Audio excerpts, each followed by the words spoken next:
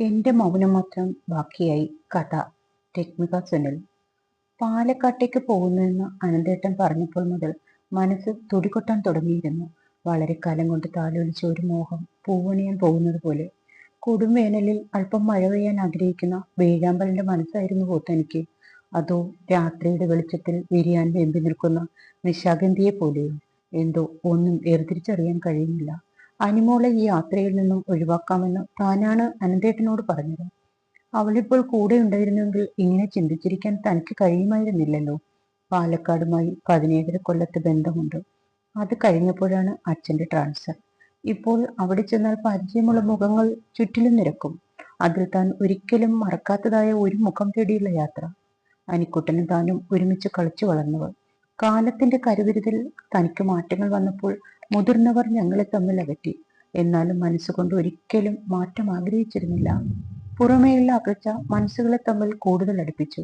നേരിൽ കാണുമ്പോൾ ഒരു നോട്ടത്തോടെ മൗനമായി യാത്ര പറഞ്ഞു.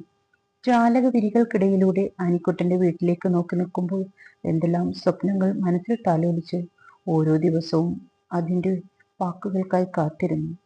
പക്ഷേ മൗനം മാത്രം ബാക്കിയായി. അച്ഛന്റെ ട്രാൻസ്ഫർ പ്രതീക്ഷയ്ക്കൊക്കെ വിപരീതമായിരുന്നു. യാത്ര പറയുമ്പോഴും കണ്ണുകളിൽ 1000 കാര്യങ്ങൾ നിറഞ്ഞു നിന്നു. പക്ഷേ രണ്ടുപേരും മൗനം പാലിച്ചു. താമസം മാറിയ ശേഷം അവന്റെ കത്തുകൾക്കു വേണ്ടി ഞാൻ എത്ര കാത്തിരുന്നു. കാത്തിരിപ്പിന്റെ ദൈർഘ്യം കൂടിയപ്പോൾ അനന്തേട്ടൻ ജീവിതത്തിലേക്ക് കടന്നു വന്നു. അങ്ങനെ ആഗ്രഹങ്ങളെല്ലാം ഒരു ചിതലിച്ചു പോയ പുസ്തകമായി അടച്ചു സൂക്ഷിച്ചു. അനന്തേട്ടനോടും മകളോടും വിശ്വസ്തത പുലർത്തി. എങ്കിലും ഇപ്പോൾ തനിക്കെന്താണ് പറ്റിയെന്ന് അറിയില്ല. ഒരുപക്ഷെ ബാല്യകൗമാരത്തിലേക്ക് ഒരു തിരിഞ്ഞുനോട്ടമാവാം. ട്രെയിനിൽ നിന്നിറങ്ങിയപ്പോഴും കല്യാണ ചടങ്ങിൽ പങ്കെടുക്കാനാണ് പോകുന്നതെന്നുള്ള തോന്നലൊന്നും മനസ്സിലുണ്ടായിരുന്നില്ല. അവിടെ എത്തിയപ്പോൾ ഓരോരുത്തരോടും പരിചയപ്പെടുത്തലുകൾ അരോചകമായി തോന്നി. അനന്തേട്ടൻ ആരോടൊക്കെയോ സംസാരിക്കുകയാണ്. ഒന്നും ശ്രദ്ധിക്കാൻ കഴിയുന്നില്ല.